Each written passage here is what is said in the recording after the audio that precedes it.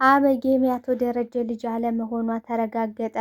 ናታንም አበጌን እያንዳንዱን መረጃዎቹን የያዘውን ለአቶ ደረጀ አሳልፎ በመስጠት ሁሉንም ነገር አዋርዷታል ማለት ነው። ሰላምም ከአቶ ደረጀ ጋር የነበራትን ግንኙነት እያስታወሰች ከአቶ ደረጀ ጋር እንዲሁም ደግሞ ወይዘሮ ማርታ በሌለችበት ከሀገር ውጭ በነበረችበት ሁኔታ አቶ ደረጀም ፊቷ ላይ የሚያየው ሁለ ነገሯን ወይዘሮ ማርታ ስለመሰለችው እሷ ጋር እንዳደረና እሷ ደግሞ ወዳና ፈቅዳ ሆን ብላ ይህን እንዳደረገችው ለዳጣ እየነገረቻት ነው የምትገኘው። በሌላ በኩል ግን ዳጣና አበጌ መንገድ ላይ እንግዲህ እየተጣሉ እየመታቻት እያለ አበጌ ጥፊ ስትመታት አቶ ደረጀ መንገድ ላይ ቁሞ እያያቸው ነበርና አበጌም ተቀጥቅጣለች ማለት ነው። ቴዲም የናታን አባት ለአቶ ደረጀ በመደወል ልጄ ትዳር እንዲይዝ እፈልጋለሁ፣ ወግ ማይረግ እንዲይዝ እፈልጋለሁ። ስለዚህ ከሴት ልጆቹን አንዱን እንድታጋበልኝ እፈልጋለሁ፣ ዝምድናችሁንም መዋሃድ እፈልጋለሁ በማለት ሲነግረው አቶ ደረጀም እሺ እናስብበታለን ብሎ ነበረ። ወይዘሮ ማርታም በዚህ ጉዳይ ላይ ሆኖን ነው የምፈልገው የነበረ ይሄን ነበረ በማለት እንግዲህ አበጌ ጋር እንዲጋቡ ፈልጋለሁ ብላ ወስና ነው የምትገኘው። ሰላም ጤና ይስጥልኝ ውድና የተከበራችሁ የቻናሌ ቤተሰቦች፣ ተወዳጁን ዳጣን ድራማ ወደ እናንተ ይዤላችሁ መጥቻለሁ። በዚህ ክፍል ላይ ብዙ ነገሮች ተፈጥረዋል። ቀጣይስ ምን ሊፈጠር ይችላል የሚለውን ነገር በሰፊው የምናወራ ነው የሚሆነው። ታዲያ ቪዲዮውን ስትጀምሩ ላይክ እንድታደርጉና እስከ ቪዲዮ ፍጻሜ አብራችሁኝ እስከ መጨረሻ እንድትቆዩ በአክብሮት እየጋበዝኩ አበጌ ዳጣን መንገድ ላይ አስቆማ እንግዲህ የጥፊ ስትመታትና ከዚህ ቤት መውጣት ይኖርብሻል፣ እንደገና ደግሞ ከሰላም ጋር ያለች ግንኙነት ምንድን ነው የምታወሩት ምስጢር ምንድን ነው የሚያንሸኳሽኳችሁ? እንደገና ደግሞ በአለም ልትገዥላት ነው እና ደግሞ በምትኩሷ ከናታን ጋር አንድ ልታደርጋችሁ ልታጣብሳችሁ ነው አይደለ? ሁለታችሁም ተያይዛችሁ ከዛ ቤት ትወጣላችሁ ወይ ደግሞ ከሰላም ጋር ትርቂያለሽ፣ እንዲሁም ከናታን መራቅ አለብሽ በማለት እየነገረቻት ትገኛለች። ነገር ግን ዳጣ ተይ እባክሽ፣ እኔ ህይወቴ እንደ ገለባ የቀለለ ነው፣ እባክሽ እየተከተልሽ ህይወቴን አታክብጅብኝ ተይኝ ብትላትም እሷ ልትሰማት ስላልቻለች የጥፊ እየመታቻት እያለ ይህን የማላደርገው የማልመታሽ ከስንት ወያላ ጋር ተደባድቤ አንቺን ጫፍሽን የማልነካሽ ለአባትሽ ብዬ ነው በማለት እንግዲህ ስትነግራት ሁሉንም ነገር በማየት አቶ ደረጀ እሳት ለብሶ በጣም እሳት ኮንታክት ሆኖ እንግዲህ አበጌ ኑ መኪና ላይ ፈልጋችኋለሁ፣ ምንድን ነው የምትመቻት መንገድ ላይ ያስቆመች በማለት እንግዲህ ውረጅብኝ ወርዶባታል። አበጌ ቀምሳለች። እውነት ለመናገር በጣም ደስ ብሎኛል፣ ምክንያቱም አበጌ ቀምሳለች ማለት ነው። እንግዲህ በሌላ በኩል ሰላም የድሮዋን እስኪ ዳጣ እስኪ ስለ ህይወትሽ ንገሪ፣ ማን ያረገሽው? ከማን ነው?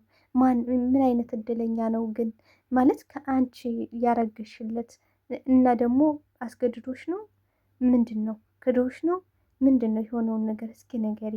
እስኪ እያንዳንዱን ነገር የኔን ሁለ ነገር የነገርኩሽ አንቺ ልትነግሪኝ አትፈልጊም እና እስኪ ምንድን ነው እያለቻት እየጨቀጭቃቻት ነው የምትገኘው። ወይዘሮ ማርታም እንግዲህ እባክህ ልለምንህ እባክህ ተዋት እያለች ስትለምነውና ስትማጸነው፣ እሱ ግን በፍጹም እንደዚህ አይነት ልጅም ሊኖረኝ አይችልም፣ እንዴት ነው እንደዚህ አይነት ልጅ የኖረኝ በማለት ተመክራ አትድንም። በቃ ተይ ማርቲ፣ እኔ ጥሪልኝ አልኩሽ ጥሪልኝ፣ በቃ አበጌን ጥሪልኝ እፈልጋታለሁ በማለት እንግዲህ ይዞ ቅጥቅጥ አድርጓታል ማለት ነው። ወይዘሮ ማርታም በዚህ ሰዓት እንግዲህ ምን ነበር ያለችው? አበጌ እንግዲህ እግዜር ይሁንሽ፣ ምንም ላደርግ አልችልም ብላ እየተንቀጠቀጠች ነው የምትገኘው። ምክንያቱም የአቶ ደረጀ ልጅ አለመሆኗ የተረጋገጠበት ዋነኛው ምክንያት እያንዳንዱን ነገር ወይዘሮ ማርታ የምታደርገው አበጌን ከአቶ ደረጀ ለመጠበቅ ብዙ ነገሮችን ትጥራለች። እያንዳንዱ ስህተቶቿን ትሸፍንላታለች። ደረጀ እንዲያውቅ አትፈልግም። ነገር ግን ወይ የሰላም ወይ ደግሞ የዳጣ ወይ ደግሞ እንዲሁም የውሃ ነገር ሲሆን ግን ቀጥታ ለደረጀ ነው ሁሉን ነገር የምታጋፍጠው። ከዚህ በፊትም እንግዲህ የአቶ ደረጀ ልጅ አንቺ ልጅ አይደለሽም፣ በፍጹም እኔማ እንደዚህ አይነት ልጅ ሊኖረኝ አይገባም፣ እንዴት ነው አንቺ እንደዚህ አይነት ልጅ የሆንሽው ብሎ ነበረ። ነገር ግን ከዚህ በፊት ወይዘሮ ማርታ በተለያዩ ስራዎች እንግዲህ ወደ ዱባይ ስትሄድ ከብዙ ነገሮች ጋር ስትገናኝ ስለነበረ ስለዚህ የተፈጠረ እርግዝና ነው ማለት ነው። ምክንያቱም ከዚህ በፊት እንግዲህ ዳጣ ስትወለድ ዳጣ መወለዷን በስህተት ነበረ፣ በአንድ ቀን ስህተት ነበረ እርግዝና የተፈጠረው። ነገር ግን ሰላም ሁሉም ነገር ለአቶ ደረጀ ነግራው ስለነበረ አሁን ላይ ዳጣ የእሱ ልጅ መሆኗን በስተመጨረሻም ከወለደች በኋላም ወንድሙ አይን ከሚስት ጋር መጣላት የለብም ከማርታ ጋማ አትለያይም በማለት እንግዲህ ጣኗን ወስዶ ጎዳና ላይ ጥሎ ነበረ ማለት ነው። እና አበጌም እየተፈጠረችው በዚህ አጋጣሚ በዚህ መሞንት ነው ማለት ነው። እሷም ልክ እንደዚህ በቀን ስህተት ነው ማለት ነው። ነገር ግን አሁን ላይ ማርታ የምታውቀው በቃ ለራሷና ለአምላኳ ብቻ ያስቀመጠችው ልጇና እሷም ደግሞ የአቶ ደረጀ ልጅ እንደሆነች ነው የምታውቀው አበጌ።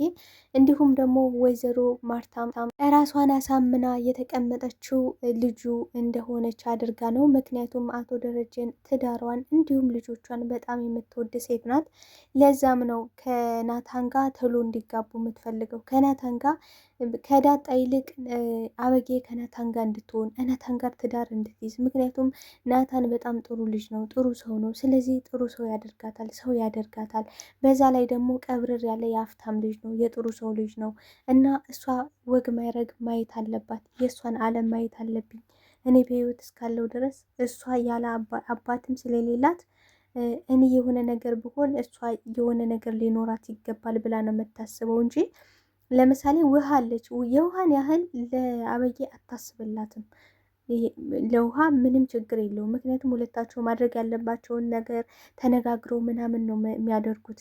ግን አበጌ የሆነ ጥፋት ስታጠፋ የሆነ ስህተት ስትሰራ ወይዘሮ ማርታ አትናገርም፣ ከአቶ ደረጀ ተደብቃታለች ማለት ነው። እና ሊደበድባት ባለ ሰዓት ምንድን ያደረገችው? በቃ አበጌ አላዳንኩሽም፣ አልቻልኩም፣ በቃ ለምን እንደዚህ ያደረግሽ ብላ እየጠየቀች ነበረ። እንግዲህ መታ ዳጣንም ውሃንም ምንድን ነው ያጠፋሽው ጥፋት ምን ሆና ነው ስትላት፣ መንገድ ላይ አስቁማ ስትመታኝ አይታ ነው። እንደገና ደግሞ ከሰላም ጋር ምንድን ነው ያላችሁ ነገር እያለች ስትመታኝ ለዛ ነው እንደዚህ የሆነው በማለት ስትነግራት፣ እሺስ በጥፋቷ ነው ይበላት ብላለች። እንግዲህ አባቷ ከሆነ አባቷ ነው አደለ? ቢቀጣት የፈለገ ነገር ቢላት ቢመክራት ቢዘክራት እንዳትጎዳት እያለች እየለመነችው ነበር። እባክን እንዳትጎዳት ድሪ፣ እባክን እንደዚህ እንዳታደርጋት፣ እንደዚህ እንዳትሆንብን፣ እባክህ ያማታል፣ ትታመምባለች እያለች እየነገረችው ነበረ። እሱ ልጁ ናት፣ ስጋው ናት አደለ? ስለዚህ ምን ማድረግ እንዳለበት በደንብ ያቃልላችሁ ፈልጌ ነው። ናታንም አባቱ አበጌን ማግባት እንዳለበትና ከአበጌ ጋር መሆን እንዳለበት ሲነግረው ናታንም አሁን ላይ ለብቻው መቀመጥን መርጧል ማለት ነው። ከእነሱ ጋር እየተቀላቀለ አይደለም። ሰላምም ናታን ምን ሆነሃል? ለብቻ ነው የምትቀመጠው? ምንድን ነው የሆንከው ነገር? እና መተክ ለምንድን ነው ልጆቹ ጋር ማትጫወተው? አሁን ሁሉም ሰው ሳሎን ነው ያለ፣ ስለዚህ ናና ተጫወት ስትለው እሱም አይተኝ ሰላምዬ፣ ብቻዬን ትንሽ እዚህ መጽሐፍ ጋር ብቆይ ይሻለኛል፣ ምክንያቱም ይሄ ይሻለኛል በማለት እየተናገረ ነው የሚገኘው። አበጌ እኮ ተደበደበሽ፣ ደግሞ ዳጣን መትታት ነው ብላ ስትነግረው እሱም አበጌ መቼም ብትደበደብ የፈለገ ነገር ብትሆን አትመለስም ብሏል። በቃ እስከዚህ አሁን ላይ እስከምትረሳው ድረስ እፎይ እንላለን ስትለው ምንድን ነው ያለው? ሀይ መስሎሽ ነው አይደል? መስሎሽ ነው ብሏል ማለት ነው። ስለዚህ እንግዲህ አባቱ ሲያማክረው ከደረጀ ልጅ አንዷን ታገባለህ ብሎ በነገረው ሰዓት ናታን ምንድን ነው ያለው? እንዲህ በፍጹም ሊሆን አይችልም አባዬ፣ ውሃን ነው ውሃን ለማለት ፈልገ ነው ወይስ መቼም ከአበጌ ጋር ምናምን ብለህ አታስደምመኝም በማለት እሷ እኮ እንደዚህ የምታደርግ ሴት ናት፣ እንደ ሴት እንኳን አይደለችም እና በጣም ነው የምታስቸግረኝ። እንዲሁም አባትና እናቷ በጣም ጥሩ ሰዎች ስለሆኑና በጣም ስለምወዳቸው እንጂ እንደሷ ቢሆን ኑሮ አንድ ቀን አላድርም ነበረ በማለት እንግዲህ ለአባቱ ተናግሯል ማለት ነው። ቤተሰቦች ቀጣይ ሊሆን የሚችለው ነገር ምንድን ነው ብለን ካሰብን አበጌ በፍጹም ከናታን ጋር አብራ መሆን አትችልም። በፍጹም በምንም ሁኔታ ማለት ነው።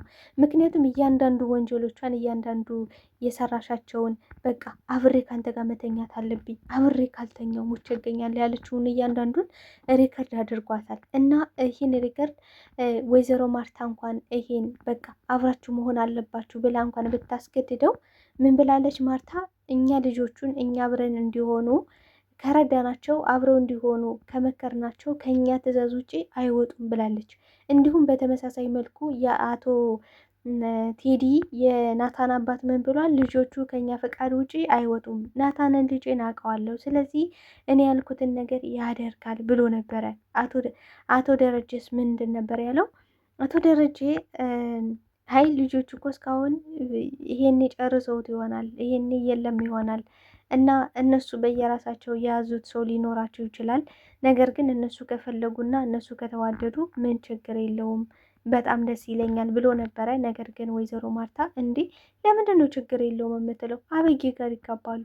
አበጌ እና እሱ ተጋብተው በቃ ድርጅቶቻችን ያስተዳድራሉ፣ እኛ ደግሞ ዘና እንላለን በማለት እንግዲህ በጣም ቸኩላለች። ምክንያቱም የደረጀ ልጅ ብትሆን ኖሮ ደረጀ አብሮ ስለ ልጁ የሚያስብ የሚጨነቅ ሰው ነው። ደረጀ ከአባትም አባት በላይ ነው። በቃ በዚህ ዘመን ምንድን ነው ያለው ናታን? በዚህ ዘመን አባቱን ልጅ አባቱ አይገረፍም። በዚህ ዘመን ልጅ አይገረፍም። ግን አበዬ በጣም እድለኛ ናት እንደዚህ አይነት አባት ስላላት። ምክንያቱም ሌላ አባት ቢሆን የራሱ ጉዳይ ተነግሮ ማይሰማ ይሄ አይረባም ምናምን ብሎ ይተው ነበረ። ግን ደግሞ እሷ በጣም እድለኛ ስለሆነች ነው በማለት እንግዲህ ስለ አበጌ እድለኝነት እያወራ ነበረ ለሰላም ማለት ነው። ዳጣም እንግዲህ ሰላም እንዴት እንዳረገዘች ስትጠይቃትም ሰላም በእንባ እያለቀሰች እንግዲህ በእንባ ሁና አምላኬን ይቅር በለኝ ብዬ በቃ አምላኬ ይቅር በለኝ። ወይዘሮ ማርታ አልነበረችም፣ ግን ደግሞ ከአቶ ደረጀ ጋር ሳድር አምላኬን ይቅር በለኝ ብዬ ለምኜ እኔና አምላኬ ብቻ የምናውቀው ግን ደግሞ ሌላ ሶስተኛ ወገን የማያውቀው በቃ ለአንዴና ለመጨረሻ ጊዜ የተደረገ ስህተት ላይደገም ወደ ኋላም ላልል። ምክንያቱም የወይዘሮ ማርታን ትዳሯን ላላፈርስ ካልጋዋን መልሼ ላልጋደም ለራሴ ቃል ገብቼ ነው እንደዛ ያደረግኩት በማለት እንግዲህ በትውስታ እያለቀሰች ነው የምትገኘው። በዚህ መሀል እንግዲህ ሰላም ምን ብላታለች ዳጣን? ቆይ አንቺ እኮ ሚስጥርሽን ሁሉ አልነገርሽኝም፣ የት እንደመጣሽ ከየት እንደሆነ ምን እንደሆንሽ አልነገርሽኝም ስትላት፣ ዳጣም እኔ እኮ ነግሬሻለሁ፣ እባክሽ አታስጨንቂኝ፣ በቃ ተይኝ፣ ደረጀ ሁሉንም ነገር ያውቃል፣ ስለዚህ እኔ ደግሞ አሁን የምናገርበት ጊዜ የለኝም ስትል፣ ሰላምን በዚህ ሁኔታ ዳጣ ልጇ መሆኗን አውቃለች ማለት ነው። እኔ እኮ የሆነ ነገር እየነገረኝ ነው ግን ደግሞ እንዴት ልመን? እንዴት ስደፍሬ ልጠይቃት? ምክንያቱም አሁን ላይ ደግሞ አንቺ ልጄ ነሽ ወይም ብዬ ብጠይቃት የሆነ ነገር ቢፈጠርስ፣ ሌላ ችግር ቢፈጠርስ፣ እስኪ አርፌ ልቀመጥ፣ ምንድን ነው ማድረግ አለብኝ እያለች እንግዲህ ሰላም እያሰበች እና እየተጨናነቀች ነው የምትገኘው። አሁን ላይ ወይዘሮ ማርታ ልጇ ኤቢን እያረጋጋቻት እና እያባበለቻት ነው የምትገኘው። አቶ ደረጀም ድሮ እንዴት ሲደበደቡና እንዴት አባቶቻቸውን ሲፈሩ እንደነበረ እየነገራቸው ወደ ማባበሉ ገብተዋል። ዳጣም አሁን ላይ እያሰበሽና እየተጨነቀች ነው የምትገኘው። እስከ መቼ ነው እንደዚህ ብዬ እዚህ ቤት የምቆየው? እንዴት ነው ስምኖረው ከዚች ጋር ስትል፣ አቶ ደረጀም በቅርብ ሁሉን ነገር አስተካክላለሁ፣ ጠብቂኝ፣ ነገሮችን እያመቻቸው ነው በማለት እየነገራት ይገኛል። ቤተሰቦች ቀጣይ ምን ሊፈጠር ይችላል? እስኪ እናንተ ሀሳብ አስተያየታችሁን በኮሜንት ሴክሽን ላይ ያስቀምጡልኝ። አብራችሁኝ ስለነበረን ቆይታ እጅግ አድርጌ አመሰግናለሁ። ታዲያ ቪዲዮውን ላይክ፣ ሼር እያደረጋችሁ እንድታበረታቱኝ በአክብሮት እጠይቃችኋለሁ። ተወዳጆቼ መልካም ጊዜ